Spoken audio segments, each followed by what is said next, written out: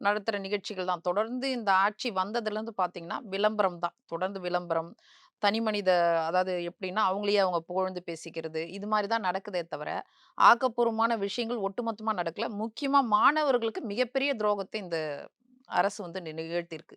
அது கடந்த காலங்கள் நீங்க பார்த்தீங்கன்னா, கடந்த 4 வருடங்கள் ஆட்சி 21ல இருந்து இப்ப 25 வரைக்கும் முழுமையா பார்த்தீங்கன்னா, முழுக்க முழுக்க பாதிக்கப்பட்டிருக்கிறதுன்னா மாணவர்கள் தான். ஒரு மாநிலத்தின் வளர்ச்சியினுடைய குறியீடு வந்து கல்வி, பொருளாதாரம், சுகாதாரம்னுவாங்க. கல்வி மிக முக்கியமானது. ஏன்னா, கல்வி சிறப்பா இருந்தா தான் அந்த மாணவர்கள் சிறப்பா இருக்க முடியும். சிறப்பா இருந்தா தான் அந்த வளர்ச்சி அத சார்ந்து தான் இருக்கும். எல்லாமே பொருளாதாரத்திலருந்து, வேலை வாய்ப்புகள்லேருந்து எல்லாம். ஆனா, இந்த மாணவர்களுக்காக அதிமுக கொண்டு வந்த எத்தனையோ திட்டங்களெல்லாம் நிறுத்திட்டு, எத்தனையோ நல்ல விஷயங்கள்லாம் நிறுத்திட்டு, போதையின் வழியில தான் இந்த திமுக கொண்டு போயிட்டுருக்கு. அத நாங்க சொல்ல அவங்களுடைய கொள்கை வழக்கு குறிப்பிலே இருக்கு. எத்தன போதை கடத்தல் நடந்திருக்கு, எத்தன மாணவர்கள் கைது செய்யப்பட்டிருக்காங்க. அந்த கைது செய்யப்படுற நபர்கள்ல எத்தன மாணவர்கள் இருக்கிறாங்கன்னு ஒட்டுமொத்த தமிழ்நாடு புள்ளி விவரங்கள் காட்டுது. அப்புறம் என்ன கல்வியில் சிறந்த தமிழ்நாடு. இது கல்வியில் சிறந்த தமிழ்நாடு இல்ல, கல்வியில் கவிழ்ந்த லாகின் 360 கரியருக்கு தேவையான எல்லா ஐடி கோர்ஸும் இருக்கு. ஃபீஸ் வெறும் 4999 தான்.